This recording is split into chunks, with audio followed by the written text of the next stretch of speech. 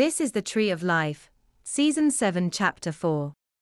In this episode, we will be integrating the last two episodes into our understanding of substitution events and dissonant consensualities.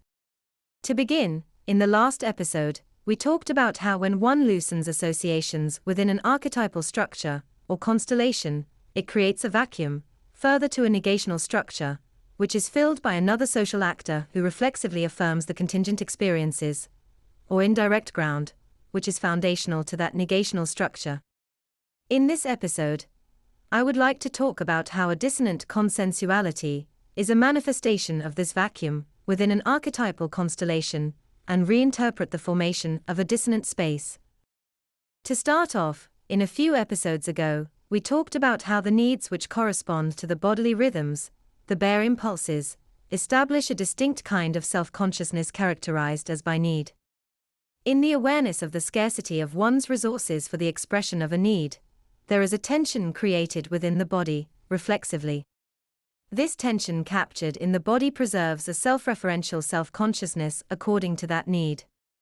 Now, in the loosening of an archetypal constellation, in the negation of one of the variants of a direct ground experience, in the transition from affirmation to post-priori negation, to spatial non-consensuality, the tension preserved within that archetypal constellation is transformed into a self-referential tension relative to one's spatial environment.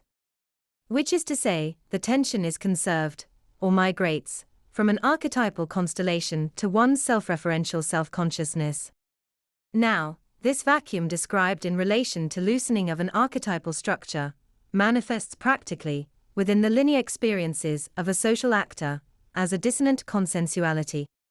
Which is to say, that as the social tension within an actor builds to some peak, it necessarily causes a rupture, which generates a dissonant consensuality, as the tension released from that archetypal structure migrates into the body's self-referential bodily rhythms. As it does so, symmetry breaking occurs, and following symmetry breaking, continuity must be established. Continuity is re-established by affirmation of the contingent, or indirect ground experiences underlying the negational structure. Let me give you an example. Suppose one day you go to work. Supposing for a second that the day before, you loosened associations by entertaining the possibility of learning a new language, beginning the process of learning that language. Now, while at work the next day, social tension due to some issue at work builds, causing a rupture, or negation of one of the direct ground experiences underlying reciprocation. Which is to say, that you enter a dissonant consensuality constructed upon negation of one of the underlying direct ground experiences corresponding to reciprocation. During this dissonant consensuality, which is preceded by a substitution event, the conversation at work begins to turn to discussion of the language which you had begun the process of learning. These experiences retighten the associations corresponding to that dissonant space by affirming the indirect ground, or negational experiences corresponding to the loosening of associations.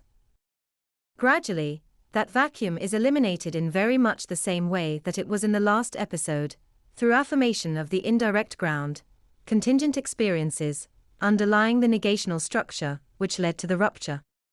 Continuity is re-established via reincorporation of affirmation into the negational structure, and resumption of symmetry through a substitution, and then a resubstitution event. That's the end of the podcast for today.